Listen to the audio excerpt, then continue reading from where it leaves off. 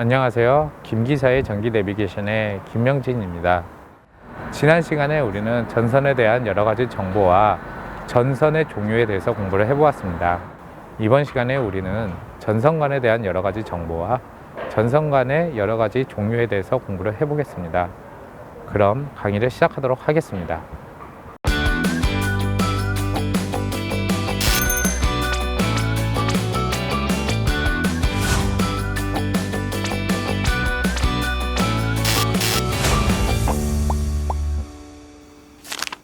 제27강 전선관에 대한 정보와 전선관은 어떤 종류가 있을까요에 대해서 강의를 시작해 보도록 하겠습니다. 일반인들은 벽 속에 전선이 있다 해도 그냥 전선만 있을 거라 생각하지만은 실제로는 그렇게 전선만 있는 게 아니라 그 전선 위를 덮고 있는 전선관이 있고 이곳을 통해 전선이 지나가게 되어 있습니다. 이 전선관은 절연전선을 사용하는 곳이라면 반드시라도 해도 좋을 만큼 꼭 들어있는데, 이 전선관을 사용하는 이유부터 간단하게 말씀드리겠습니다. 케이블과 달리 절연전선은 비, 바람, 햇빛, 즉 어떤 자연환경에서 굉장히 취약한 점이 있습니다. 그리고 실내에 노출되면은 그 전선 자체가 이 사람들의 시각에 눈에 띄게 되면 별로 이렇게 좋지 않기 때문에 거부감도 들고 있고, 또 행여나 어떤 날카로운 물건으로 찍히게 되면 합선 사고의 위험이 있고, 또 그 피복 자체가 손상된 상태에서 전류가 흘러나와서 사람이 감전을 당할 수 있는 등 안전상에도 문제가 있기 때문에 전선관을 사용하는 게 좋고요.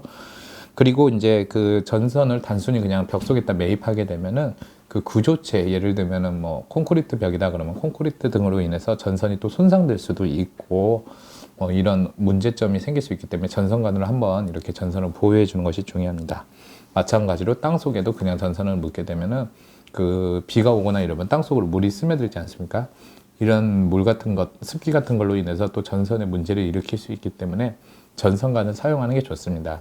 그렇다 해서 절연 전선만 전선관을 해야 되고 케이블은 전선관을 사용하지 않아도 되냐? 사실 케이블은 생략해도 되기는 하지만은 전선관을 사용하는 경우도 없지 않아 있습니다. 대표적인 게 이제 지중으로 이렇게 케이블을 포선할 때는 전선관을 사용하는 경우가 많은데, 여튼 전선관이라는 것은 전선을 보호하고 전선을 지나다니기 쉽게 해주는 어떤 파이프 같은 것이라고 생각하시면 되겠습니다. 전선관에도 규격이 있습니다. 그냥 우리 전기자재상 가서 아무 전선관이나 달라고 해서 그냥 받는 게 아니라, 대표적으로 이제 내경에 해당하는 그 길이, 즉 안쪽의 지름에 대한 그 길이를 우리가 이제 전선관 규격이라고 볼 수 있는데, 이 전선관 규격은 단순히 이제 밀리미터 아니면은 파이 또는 호 이런 식으로 부르기도 하고요. 최소 16mm부터 최대 103mm까지 이렇게 종류가 있습니다. 이런 거는 이제 우리 전기기사에서도 나올 수 있으니까 좀 이걸 외워두시는 게 좋고요. 그리고 이제 전선관을 이렇게 셀 때는 그 한 권 혹은 한 놀 이런 식으로 많이 사용하게 됩니다. 현장에서는 이제 막기라는 단어를 많이 사용하기도 하는데, 이 막기는 일본에서 온 말로 이 권이라고 하는 것을 일본어로 막기로 이렇게 표현합니다. 그리고 전선관을 연결할 때는 커플링을 사용한다 그랬는데, 이 커플링이라는 것은 전선관과 전선관 사이를 서로 연결해 주는 것, 기차로 말하면은 그 객차와 객차 사이의 연결기라 그러죠. 그와 같은 것을 전선관에서는 커플링을 이렇게 사용하고요. 이렇게 생겼습니다. 그리고 이 중요한 사항 중에 하나가, 전선관을 시공할 때는 반드시 전선 길이가 전선관의 길이보다 길게 시공한다. 이제 쉽게 이해가 안 가실 수 있는데, 전선관의 길이가 1m다 그러면은 전선은 항상 1m보다 더 큰 값, 즉 1m 20 정도 이런 식으로 더 길게 빼주는 것이 중요합니다. 전선관에 이렇게 규격이 있는 이유에 대해서 간단히 말씀드리겠습니다. 이 전선관의 규격, 즉 내경의 길이가 크면 클수록 전선관이 더 굵다고 볼 수 있는데, 당연히 더 굵으면 굵을수록 더 많은 전선을 입선할 수 있겠죠. 그래서 이 규격에 맞게 넣을 수 있는 절연전선의 개수가 정해져 있습니다. 그래서 제가 이렇게 표를 준비를 했는데, 뭐 예를 들면은 우리가 가장 많이 쓰는 게 2.5 스퀘어잖아요. 2.5 스퀘어인데 이게 4가닥의 전선이 들어간다 그러면은 16mm짜리 전선관을 사용해도 되지만은 8가닥이 들어간다 그러면은 28파이, 이보다 이제 내경이 배로 길죠. 이런 것을 사용해야 된다 해서 이 표 같은 거는 여러분들이 이제 그 강의를 잠깐 멈추시고 한번 눈으로 확인하셔도 되고, 아니면 제 블로그에도 올려놨으니까 직접 보셔도 좋고, 여튼 이렇게 있는데, 이것도 이제 통상적으로는 이렇게 되지만은 이제 그 한국 전기 설비 규정에 의하면은 뭐 금속관이냐 아니면은 PVC관이냐 가요전선관이냐에 따라서 조금씩 다릅니다. 이것에 대해서도 역시 제 블로그에 정리를 해놨으니까 자세한 사항은 한 번씩 꼭 봐주시길 바라겠고요. 그리고 이제 이 전선관이 이제 그 김밥같이 이렇게 딱 길게 이어지는데, 어느 정도 길이까지는 우리가 손으로 쉽게 넣을 수가 있어요. 그런데 길이가 이제 10m 이상이 된다 그러면은, 사실 사람의 손으로 넣는다 그러면은 전선이 중간에 걸려서 잘 안 들어갈 거는 이런 경우가 있거든요.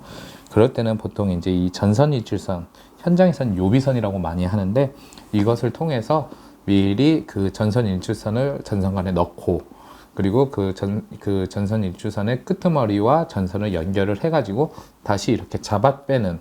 그래서 우리가 이제 전기공사 현장에서 어지기 어야 하고 이 전기 기술자들이 외치는 소리가, 그렇게 전선관에서 전선을 뺄 때 서로 이렇게 호흡을 맞추기 위한 소리거든요. 이런 식으로 이용을 해가지고 긴 거리의 전선관에도 전선의 인출이나 인입을 용이하게 할 수 있습니다.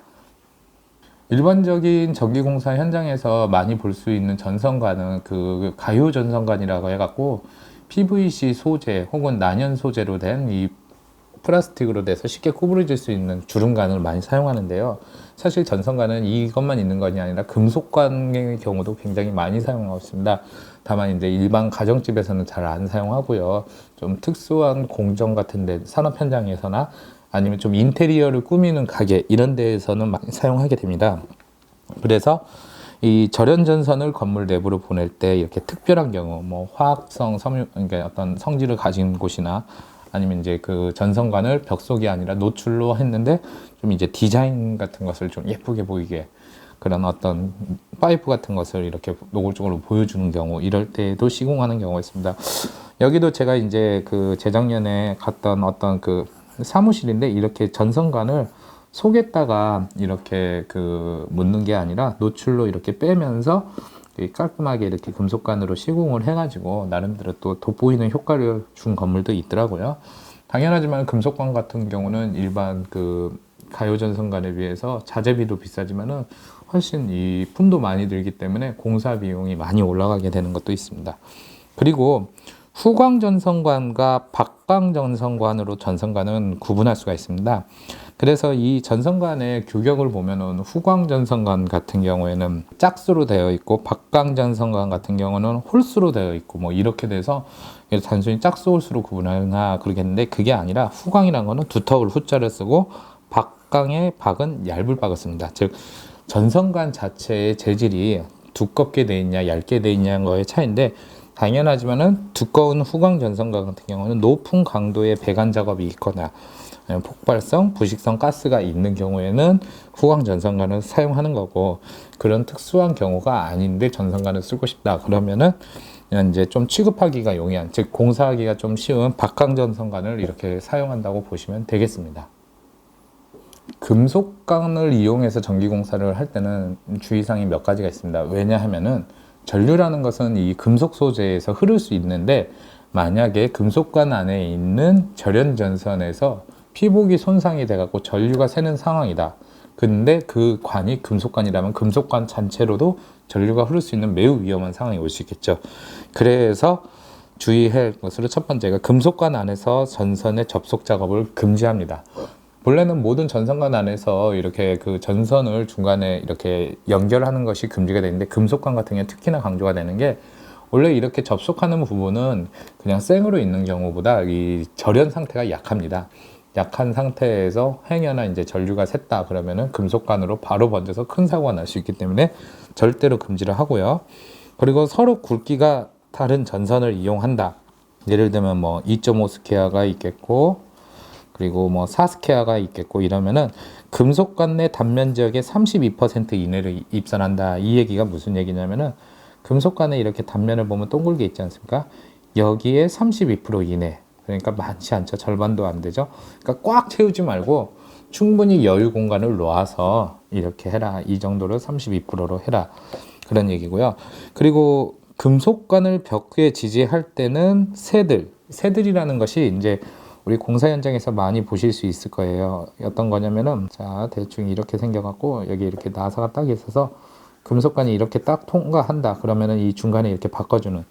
그러니까 금속관을 딱 고정시키기 위한 건데, 이게 단순히 금속관뿐만이 아니라 일반 가요전선관에서도 많이 활용하는 겁니다. 이걸 할 때는, 이 새들과, 그리고 또 그 다음으로 나온 새들, 이렇게 있다. 그러면은 이 새들과 새들 사이의 거리를 2m 이하로 해라, 이 얘기입니다. 그러니까 너무 멀리 있지 말고 2m 이내로 촘촘촘촘 이렇게 박아줘라. 물론 적당하게 간격을 균일하게 맞춰가면서 하는 거는 이제 기술자의 능력이긴 한데, 그래도 2m 이내로 맞춰라.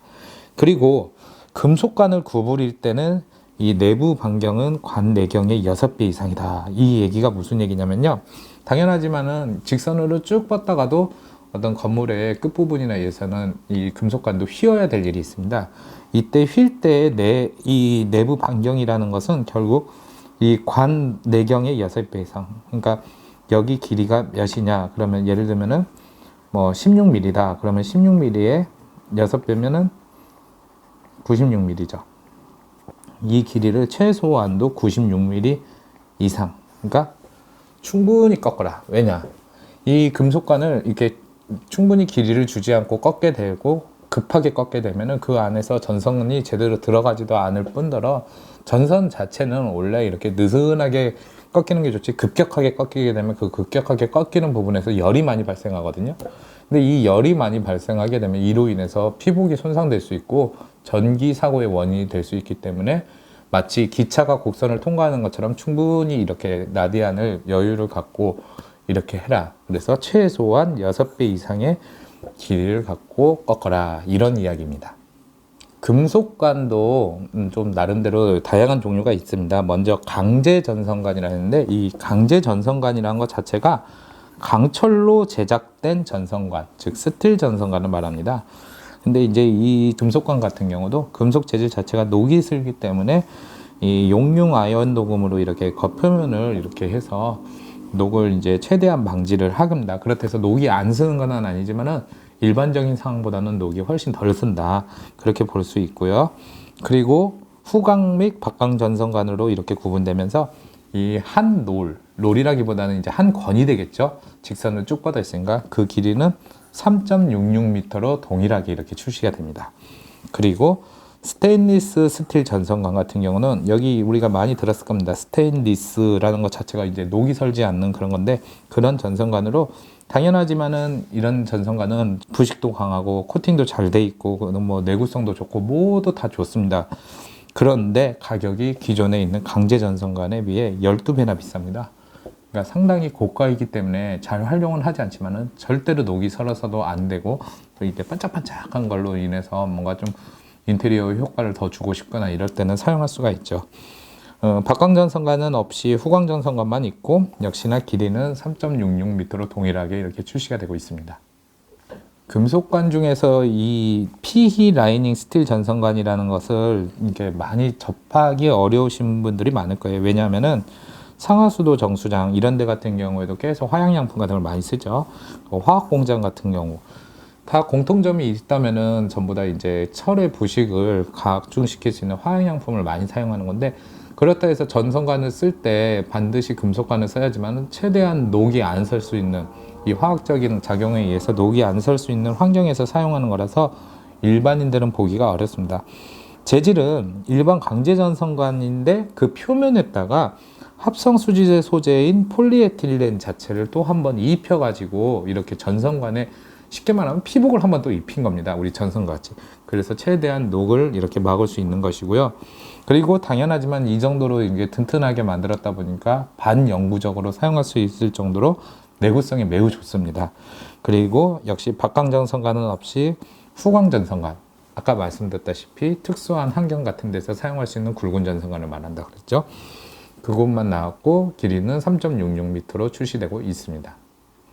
금속관에 이어 가요 전선관에 대한 이야기도 나눌 수 있는데, 저도 처음 전기로 공부할 때 이 가요라는 단어에 대해서 우리가 흔히 말하는 그런 노래 같은 걸로 생각했는데, 그런 게 아니라 플렉시블, 즉 자유롭게 이렇게 구부렸다 펼다 할 수 있는, 그걸 가리켜 한자어로 가요라고 하더라고요. 그래서 이렇게 마음대로 구부릴 수 있는 그 가요 전선관의 특징이 바로 공사를 할 때, 전기 작업을 할 때 굉장히 편리를 합니다. 벽을 타고 가는데 천장을 만났다, 구부린다면은 뭐 스테인리스 전선관 같은 경우는 밴더를 이용해서 구부리거나, 아니면 쭉 뻗은 PVC 전선관 같은 경우는 토치로 녹여갖고 이렇게 돌려야 되지만은, 가요 전선관은 그냥 사람 손으로도 쉽게 이렇게 꺾이기 때문에 그만큼 공사에 대한 난이도나 시간, 이런 것이 굉장히 절약이 되지요. 그런데 우리가 이제 이 가요 전선관을 보면은 이 빤빤하게 있는 전선관, 즉 그냥 파이프 같이 되어 있는 게 아니라 주름이 이렇게 촘촘하게 있습니다. 마치 우리가 이제 빨대를 보면은 주름 부분이 이렇게 구부리기가 쉽잖아요. 그와 마찬가지로 설계가 되어 있다 보니까 그 전선을 넣을 때 이 주름 때문에 이렇게 쑥 들어가는 게 아니라 그 주름에 걸려서 덜그락덜그락 할 때가 있습니다. 그래서 약간 이 입선을 할 때 좀 어려움이 있는데, 이럴 때 아까 말씀드렸던 전선 인출선, 즉 요비선을 이용해서 쉽게 이렇게 인출을 하면은 작업할 수가 있습니다. 가요 전선관에서 우리가 가장 많이 사용할 수 있고 또 쉽게 접할 수 있는 게 바로 이 합성 수지대 가요 전선관, 흔히 현장에서 이제 CD 전선관이라고 많이 이야기합니다. 이 CD 전선관도 일반 전선관과 난연 전선관은 또 한번 구분이 되는데, 이 전선관 같은 경우는 이제 그 가장 많이 사용하고 또 되게 사용하기도 쉽습니다. 뭐냐면은 뭐 구부리고 싶으면 그냥 구부리면 되고, 또 여기서 길이에서 적당한테 자르고 싶다 그러면 다목적 가위로도 쉽게 자르고, 그렇게 이렇게 이제 사용하기 쉽다 보니까, 그리고 가격도 저렴하니까 공사 현장에서 굉장히 많이 쓰이는데, 방금 말씀드렸다시피 그 일반 CD 전선관과 난연 CD 전선관 구분이 되는데, 이게 어떤 차이가 있냐? 난연이라는 단어 자체가 자기 소화성이 있다, 이 얘기가 뭐냐? 불이 쉽게 잘 붙지 않고, 붙더라도 금방 자기 스스로 꺼질 수 있는 그런 성질을 말합니다. 이게 있다는 이야기는 무엇이냐? 이렇게 지금 전기 화재가 난 현장에서도 본래는 이 전선관에 불이 붙어갖고 안에 있는 전선도 같이 녹아서 크게 화재가 날 것 같은데, 이 전선관 자체가 불에 잘 붙지도 않고 불이 붙더라도 금방 꺼지기 때문에 안에 전선은 어느 정도 보호가 된다. 즉 그 화재로부터 어느 정도 그 방제 효과를 거둘 수 있는 게 바로 난연 전선관이죠.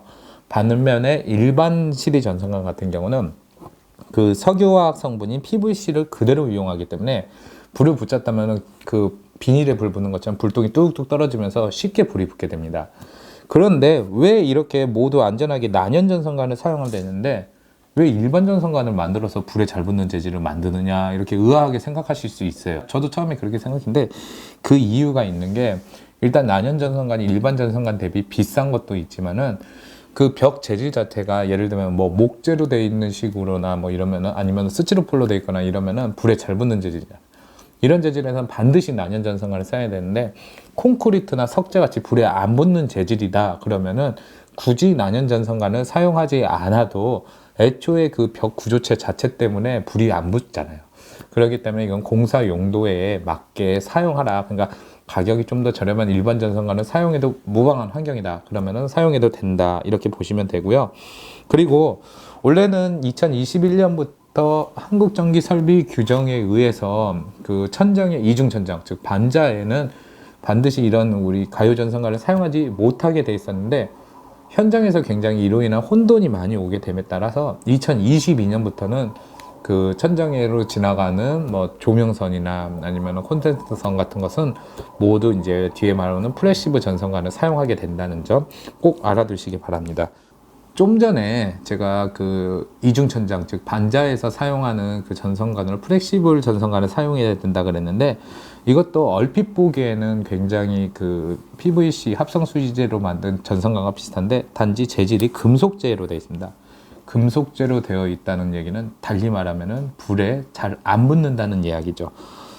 천정에서 이제 시공하는 전기공사는 이 플렉시블이라고 하는 금속재 가요 전선관을 사용해야 되는데, 외부 재질은 PVC로 이렇게 되어 있지만은 안에는 이제 용융 아연도금, 즉 금속재와 비슷한 걸로 이렇게 되어 있고, 실제로는 그래서 이 가요 전선관 치고 좀 묵직합니다. 그렇게 되어 있고, 그리고 이제 이 전선관의 특징이 그 일반 그 PVC로 되는 것 같은 경우는 힘껏 누르거나 아니면 뭐 밟거나 이러면은 우그러지는데, 금속 재질로 이렇게 되어 있다 보니까 충격에도 굉장히 강하고, 그리고 좀 전에 말씀드렸듯이 화재에도 강한 게 장점입니다. 그런데 단점은 역시 이제 그 가요 전선관보다 훨씬 더 손이 많이 들어갑니다. 뭐 카플링을 연결하든 아니면 커넥터를 연결하든 간에 좀 더 많은 손이 필요로 하고, 그리고 기본적으로 이제 이거는 작업해 보신 분들이 아시겠지만은 그 전선을 우리가 던진다 그러거든요. 전선관을 천장에서 어디를 딱 점퍼를 할 때 그 PVC 소재 같은 경우는 쭉 밀어 넣으면은 잘 밀려가는 반면에 이 금속재 가연 전선관은 자체 무게도 많고 또 이렇게 아래로 자꾸 쳐질러기 때문에 어딘가 멀리 던지고 이런 것이 쉽지가 않습니다. 그래서 이럴 때는 보통 그 PVC 소재 전선관을 먼저 빼고 거기 뒤에다가 이 금속재 가요 전선관을 연결해 가지고 잡아당기는 방식, 즉 천장에서 이런 전선 인출 작업을 한 번 더 해야 돼서 굉장히 좀 번거롭기도 하고 가격도 기본적으로 좀 비싸기는 합니다. 한국전기설비 규정에 의하면은 이제 그 제2종 금속재 가요 전선관이라는 것을 사용하게 되는데, 이제 우리가 이제 현장에서 보통 뿌리카라고 많이 얘기를 하거든요. 뿌리카, 튜브니 뭐니 그런 얘기를 하는데, 이런 것을 사용해야 되고, 전선관 내부 재질은 절연 파이버와 육용 아연 도금을 같이 이렇게 맞댄다. 왜냐? 그냥 유연 아연 도금만 갖고 있으면은 아까도 말씀드렸다시피 전선의 피복이 손상돼서 누전이 생길 경우 전선관 자체에도 전류가 흐를 수 있기 때문에 절연 파이버, 이 파이버라는 건 합성 섬유의 재질입니다. 우리 그 헬멧 같은 거, 방탄 헬멧 같은 거가 비슷한 재질로 만드는데, 이런 걸로 이용한 것과, 그리고 외부는 당연히 PVC 코팅을 해가지고 절연과 이 튼튼함을 모두 잡은 이런 것을 사용해야 됩니다. 그리고 이 금속재 가연 전선관을 사용할 때는 전용 커넥터가 또 있습니다. 이런 걸 사용해야 되고, 이 자를 때도 병따개 같은 거 잘못 이용하면 손에 벨 수 있는 것처럼 이런 것도 작업할 때 이 날카로운 부분에 의해서 손을 다칠 수도 있기 때문에 반드시 장갑을 써야 되고요. 그리고 이제 그 커넥터 같은 거 연결할 때 나사 방향 같은 것도 굉장히 주의해서 해야 되는데, 아무래도 기존에 있던 그 합성수지대 가요 전선관보다는 신경 써야 될 점이 많다는 점도 말씀드리겠습니다. 가요 전선관 중에 CDP 전선관이라는 것이 있습니다.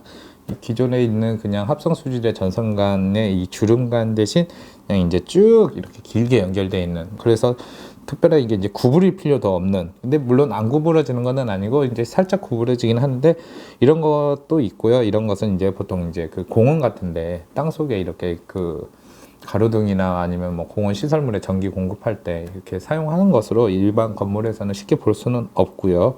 가장 큰 장점은 역시 이제 그 합성 수지재기는 하지만은 주름이 없기 때문에 이 전선 인입이나 인출 같은 게 좀 쉽고, 또 강도도 일반 그 합성 수지재 가요 전선관보다는 더 튼튼하고 이런 경우가 있기 때문에 좀 특별한 경우에 많이 사용되는 전선관입니다. 좀 전까지는 쉽게 구부러지는 가요 전선관에 대해서 이야기를 했는데, 이번에는 합성 수지재 전선관에 대해서 좀 알려드리겠습니다. 그래서 보통 우리가 이제 PVC 전선관이라고 많이 얘기를 하고, 아니면 뭐 하이 전선관, 하이브 전선관이라고도 많이 이야기를 하는데, 이것도 그 이제 쉽게 구부러지지는 않지만은 그 앞서 말한 그 CDP 전선관보다는 더 강도가 우수합니다.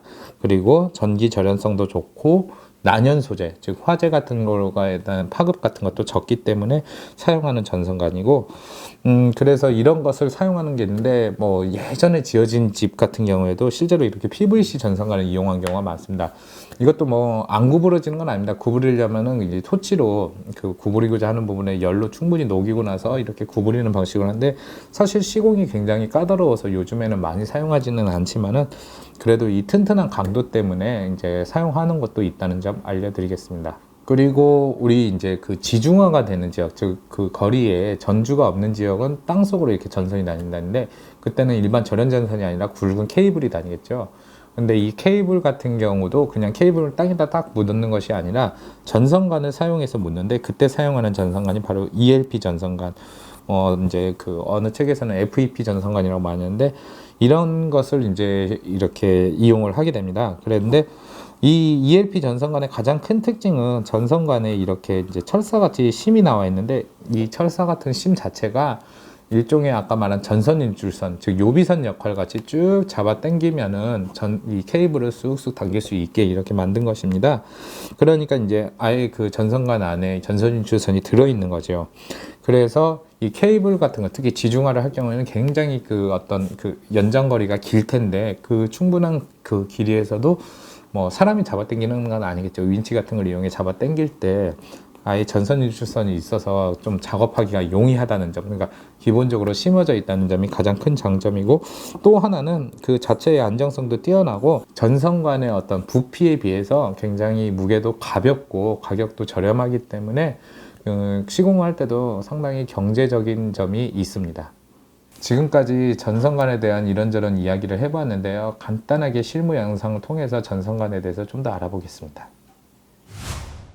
제가 지금 준비한 것이 바로 이 난연 CD 전선간, 주름간이죠.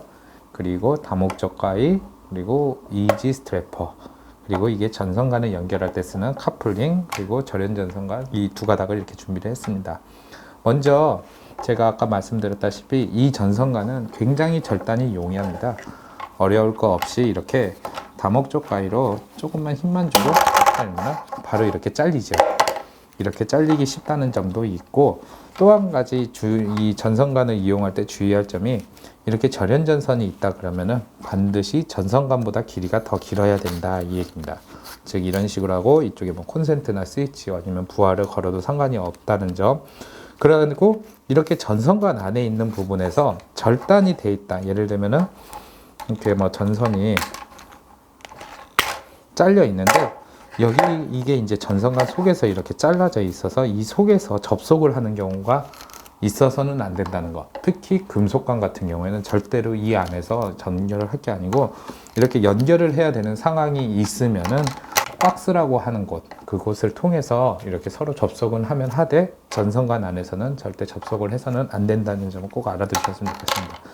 그리고 마지막으로 간단하게 카플링 사용법을 알려드릴게요. 카플링은 그 전선간 커넥터와 굉장히 비슷하게 생겼는데 앞뒤가 이렇게 비슷하게 생겼다는 점. 예, 이래서 여기 이쪽에다가 끼고, 그리고 또 다른 껴야 될 부분을 이렇게 끼면은 바로 이렇게 연결이 됩니다. 그럼 이걸 분해할 때는 어떻게 해야 되냐? 이런 식으로 시계 반대 방향으로 돌리면은 이렇게 빠집니다. 이걸 이용해서 여기에서 거꾸로 이렇게 밀면은 빠지죠. 마찬가지로 여기도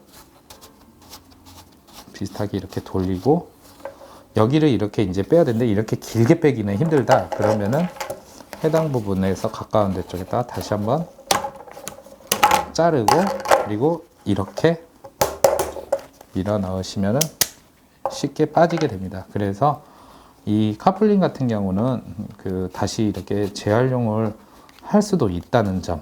네. 그래서 괜히 이걸 잘못 연결했다고 버릴 게 아니라 다시 이렇게 뜯어서도 할 수 있다는 점. 이렇게 제가 팁을 하나 드렸습니다. 그리고 제가 지금 이렇게 준비한 절연 전선은 두 가닥이라서 실제로는 이렇게 전선간을 넣기가 그렇게 어렵지는 않습니다. 그런데 이 전선간 길이 자체가 충분히 길어지거나 아니면은 이 입선해야 될 전선 자체가 두 가닥을 넘는 경우, 뭐 접지선을 포함하고 또 다른 회로를 넣고 하면 굵어질 거 아닙니까? 이때는 이 전선간의 인입이 씌워지지 않은 게 주름 때문에 이렇게 걸릴 수가 있어요. 이렇게 이제 걸릴 수가 있기 때문에 이때는 반드시 끝에 부분에 절연 테이프를 충분히 감싸주고 넣고, 그래도 잘 안 된다 하면은 그 레자 왁스, 그러니까 인조 가죽 왁스 같은 거를 이용해서 넣어주면은 좀 미끌미끌 거리기 때문에 좀 더 쉽게 전선에 인입과 인출이 됩니다. 예전에는 뭐 버터를 발라 넣었다 아니면 뭐 퐁퐁을 발라 넣었다 했는데, 버터 같은 경우에는 천정에 넣으면은 이 쥐들이 맛있는 건 줄 알고 갉아먹어서 전기사고를 일으키는 경우가 있었다 그러고, 퐁퐁 같은 경우는 그 자체 수분적인 것 때문에 먼지가 나중에 둘러붙거나 아니면은 침투로 인해서 누전을 야기할 수 있기 때문에 요즘에는 그 레자 왁스라고 하는 것을 이용해서 이렇게 전선간 작업을 용이하게 하는 경우가 많습니다. 네, 오늘 이렇게 전선간에 대한 이론적인 내용, 그리고 전선간의 종류, 그리고 마지막으로 간단하게 이렇게 전선간 갖고 실무적인 영상을 이렇게 보여드렸는데요. 제가 이렇게 보여준다고 해서 자기가 직접 이렇게 실무를 하지 않고서는 내 것이 되게 어렵습니다. 그래서 직접 여러분들이 현장에 가시면은 이런 걸 보더라도 너무 두려워하지 마시고 내가 스스로 한 번씩은 해보겠다 생각하시면은 금방 숙달하리라고 생각합니다. 이번 시간에 우리는 전선관에 대한 여러 가지 정보와 전선관의 종류에 대해서 공부해 보았습니다. 다음 강의에서는 스위치와 콘센트에 대한 정보와 실무를 다루도록 하겠습니다. 그럼 다음 강의에서 뵙겠습니다.